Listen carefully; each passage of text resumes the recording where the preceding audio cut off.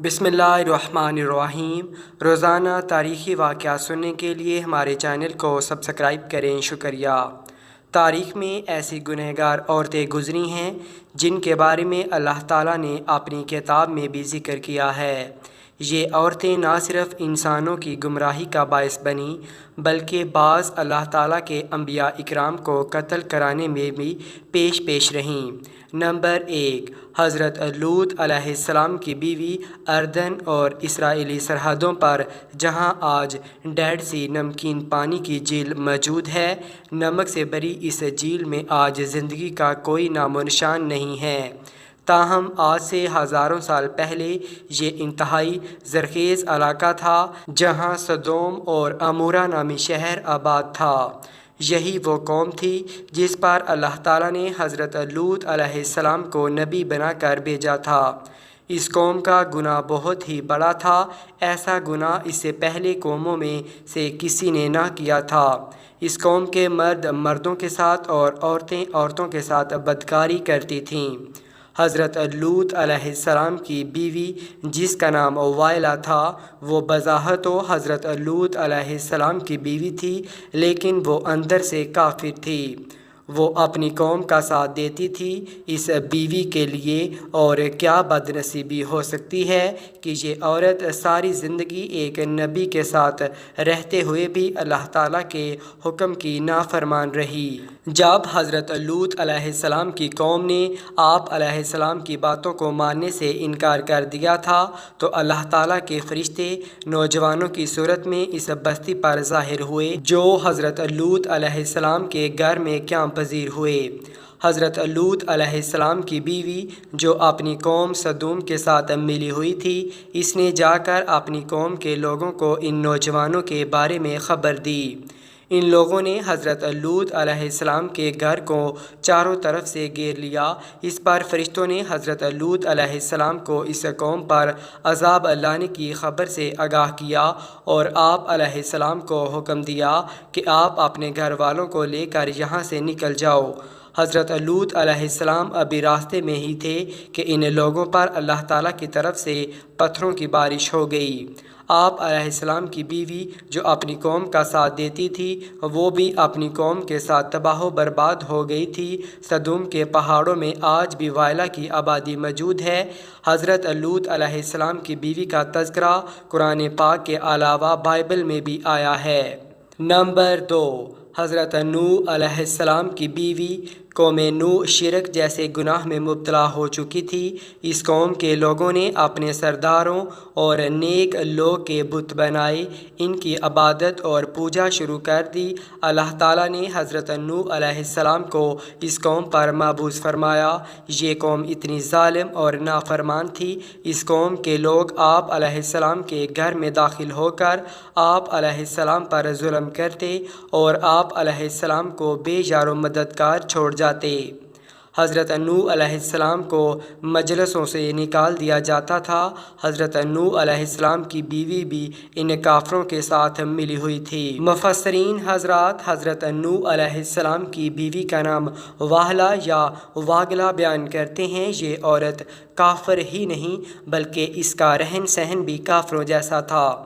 حضرت نوح علیہ السلام کی بیوی کافروں میں شریک ہو کر آپ علیہ السلام کو دیوانہ اور مجنون قرار دیتی تھی۔ یہ عورت بتوں کی بڑی تعریفیں کرتی ہے۔ جب کوئی بندہ بتوں کو چھوڑ کر ایک خدا کی طرف مائل ہوتا تھا تو یہ عورت اپنی قوم میں جا کر اس آدمی کا نام بتاتی تھی، جس سے اس قوم کے لوگ اس بندے کو مارتے اور پیٹتے تھے۔ اسی طرح سے وہ بندہ بھی ڈر اور خوف کے مارے پھر سے بتوں کی پوجا کرنے پر مجبور ہو جاتا تھا۔ واہلہ نامی اس عورت نے حضرت نوح علیہ السلام کے ایک بیٹے یام کو بھی کفر میں مبتلا کر دیا تھا، لہٰذا آپ کا یہ بیٹا بھی ماں کی طرح کافروں سے مل کر آپ علیہ السلام کی مخالفت کرتا تھا۔ اللہ تعالیٰ نے اس عورت کی بدبختی قرآن پاک میں بیان کی ہے۔ اس کا تفسیر میں احوال بائبل میں درج ہے۔ جب اللہ تعالیٰ نے حضرت نوح علیہ السلام کی قوم پر سیلاب کا عذاب نازل کیا تو آپ علیہ السلام کی بیوی اور نافرمان بیٹا یام بھی اپنی قوم کے ساتھ برباد ہو گئے۔ نمبر 3، دلائلہ وہ عورت ہے جس کا نام کئی صدیوں سے بے وفائی اور دغابازی میں بہت ہی مشہور ہے۔ دلائلہ کا ذکر قرآن پاک اور بائبل میں پڑھنے کو ملتا ہے۔ واقعہ کچھ یوں ہے کہ حضرت موسیٰ علیہ السلام کی وفات کے بعد بنی اسرائیل کی قوم عمالقہ کی محکوم بن گئی تو اللہ تعالیٰ نے اس قوم میں بہت ہی طاقتور لڑکے کو پیدا کیا جس کا نام سمسن تھا۔ سمسن اس قدر طاقتور تھا کہ اکیلا ہی کئی ہزار بندوں کا مقابلہ کر لیتا تھا۔ قوم بنی اسرائیل نے اس بندے کی صلاحیت اور بہادری دیکھتے ہوئے سمسن کو اپنے قاضی کے عہدے پر فائز کر دیا تھا اور اس کی طاقت کے ذریعے قوم عمالقہ پر فتح حاصل کرنے کی کوشش میں لگ گئی تھی۔ دوسری طرف قوم عمالقہ سمسن کی طاقت پر قابو نہ پا سکی۔ انہوں نے اپنی قوم کی ایک لڑکی جس کا نام دلائلہ تھا، اس کو سمسن کی بہادری اور اس کی صلاحیتوں کا راز دریافت کرنے کے لیے سمسن کے پاس بھیجا تھا۔ سمسن اس لڑکی کو دیکھ کر پاگل ہو گیا، وہ اس کی محبت میں دیوانہ ہو گیا۔ اس نے اس لڑکی کو اپنی صلاحیت کے سب راز بھی بتا دیے تھے۔ سمسن نے کہا کہ اس کے لیے اس کی طاقت کا راز اس کے لمبے بال ہیں۔ ایک دن موقع پاتے ہی دلائلہ نے سمسن کے لمبے بال کاٹ دیے۔ اس رات قوم عمالقہ نے بھی سمسن پر حملہ کر کے اس کو گرفتار کر لیا تھا۔ جب ایک دن قوم عمالقہ سمسن کو گرفتار کر کے جشن منا رہی تھی تو سمسن نے اللہ تعالیٰ سے دعا کی، اے اللہ تعالیٰ مجھے معاف کر دے۔ اللہ تعالیٰ نے سمسن کی دعا کو قبول کرتے ہوئے اس کی تمام طاقت واپس لوٹا دی۔ جس ستون کے ساتھ سمسن کو باندھا گیا تھا، سمسن نے اس ستون کو اپنی طاقت سے کھینچا تو سارے کا سارا محل زمین پر گر گیا، جس کے نتیجے میں دلائلہ اور قوم عمالقہ کے بے شمار لوگ موت کی گھاٹ اتارے گئے۔ نمبر 4، جائزبل لبنان کے بادشاہ کی بت پرست بیٹی تھی۔ اس کی شادی قوم بنی اسرائیل کے بادشاہ انیب سے ہوئی۔ جائزبل نے نہ صرف احابیب کو بت کی پوجا پر لگایا بلکہ تمام ریاست میں ایک خدا کو ماننے کی بجائے بے شمار بت بنا دیے گئے تھے تاکہ لوگ ان بتوں کی پوجا کرتے ہوئے گمراہی سے باہر ہی نہ نکلے۔ ایک دن قوم کے نیک بندے یرمیاہ علیہ السلام نے جائزبل اور اس کے شوہر کو کہا کہ تم سب لوگ بتوں کی پوجا کی بجائے ایک خدا کی عبادت کیا کرو، اس میں تمہاری ہی بھلائی ہے۔ اس ظالم عورت نے نیزے کا اتنا شدید وار کیا جس کی وجہ سے وہ بوڑھا آدمی شہید ہو گیا۔ حضرت یرمیاہ علیہ السلام نے اس عورت کو بد دعا دی کہ بہت جلد ہی تیرے حسن و جمیل بدن کو کتے نوچ نوچ کر کھا جائیں گے۔ اس کے بعد اللہ تعالیٰ نے اس قوم پر حضرت الیاس علیہ السلام کو بھیجا، تاہم یہ ملکہ ایمان لانے کی بجائے آپ علیہ السلام کو بھی مارنے کے لیے تیار ہو گئی تھی۔ پھر ایک دن حضرت یرمیاہ علیہ السلام کی بد دعا رنگ لائی اور بنی اسرائیل کی سرحدوں پر وحشی قبائل نے حملہ کر دیا۔ ان لوگوں نے ملکہ جائزبل کو زخمی حالت میں سڑک پر پھینک دیا تھا، یہاں تک کہ بہت سے جنگلی کتے جائزبل کے ارد گرد جمع ہو گئے تھے۔ کتوں نے اس لاش کو نوش کر کھا لیا۔ نمبر 5، عطالیہ حضرت الیاس علیہ السلام کے دور سے تعلق رکھنے والی ایک جائزبل کی بیٹی تھی جس کا نام عطالیہ تھا۔ یہ لڑکی بھی اپنی ماں کی طرح بہت ہی حسین و جمیل تھی، یہ بھی کافر تھی۔ اس کی شادی یہودا کے بادشاہ یہورام سے ہوئی تھی۔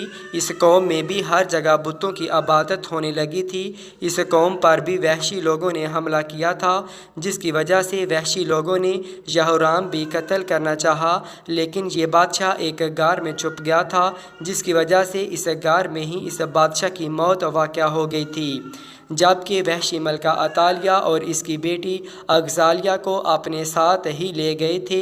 ان ماں بیٹی کو بہت ہی زیادہ ذلیل کرنے کے بعد ماں اور بیٹی کو آزاد کر دیا گیا تھا۔ اس کے بعد عطالیہ نے بتوں کی عبادت سے توبہ کر کے حضرت موسیٰ علیہ السلام کے مذہب پر آ گئی تھی، لیکن اس تبدیلی کو سال بھر بھی نہ گزرا تھا کہ عطالیہ پھر کفرانہ کاموں کی طرف لوٹ آئی تھی۔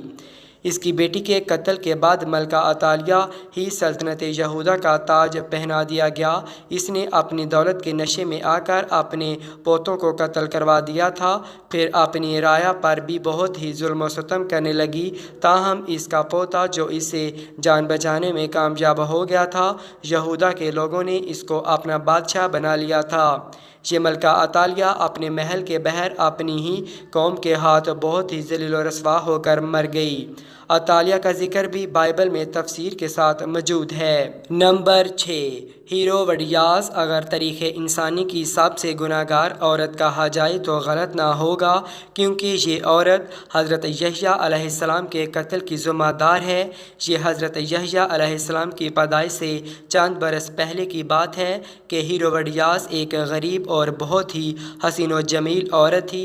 فلسطین کے خاندان کی بہو بن گئی۔ ابتدا میں اس کی شادی شہنشاہ کے دوسرے بیٹے ہرڈ سے ہوئی تھی اور اسی ہیروڈیاس کے گھر ایک لڑکی پیدا ہوئی۔ تاہم جب وراثت کی تقسیم کے بعد جب ہیروڈیاس نے دیکھا کہ سب سے زیادہ طاقتور فلپ کے بھائی اینٹیباس کے حصے میں آئی ہے، تو اس نے بھی اپنے شوہر کو چھوڑ کر اینٹیباس سے ہی شادی کر لی تھی۔ ان دونوں کو اللہ تعالیٰ کے نبی حضرت یحییٰ علیہ السلام، جنہیں اہل کتاب یوحنا کے نام سے پکارتے ہیں، لوگوں کو درس و تدریس دینے لگے۔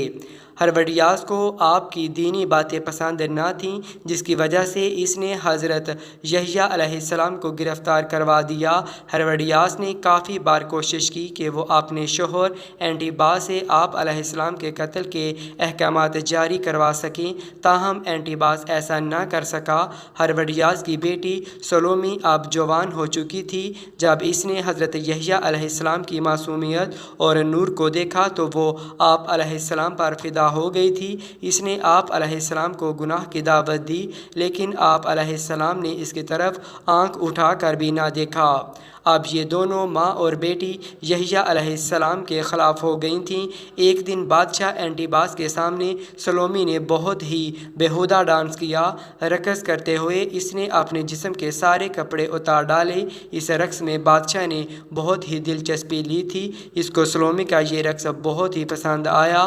اس نے سلومی سے کہا کہ تم کیا مانگنا چاہتی ہو، میں تم کو حاضر کر دیتا ہوں۔ اس عورت نے جواب دیا کہ میں چاہتی ہوں کہ تم حضرت یحییٰ علیہ السلام کو قتل کر دو۔ بادشاہ، جو کہ بڑے ہوئے محل میں سلومی سے عہد کر چکا تھا، اس نے یحییٰ علیہ السلام کو شہید کر دیا تھا۔ اسی طرح سلومی اور اس کی ماں اس گناہ میں بھی شامل ہو گئی تھی۔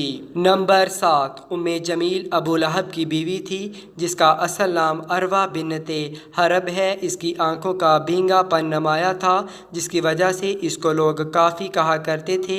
قرآن پاک میں اللہ تعالیٰ نے ابو لہب اور اس کی بیوی کو انتہائی سخت الفاظ میں بیان کیا ہے۔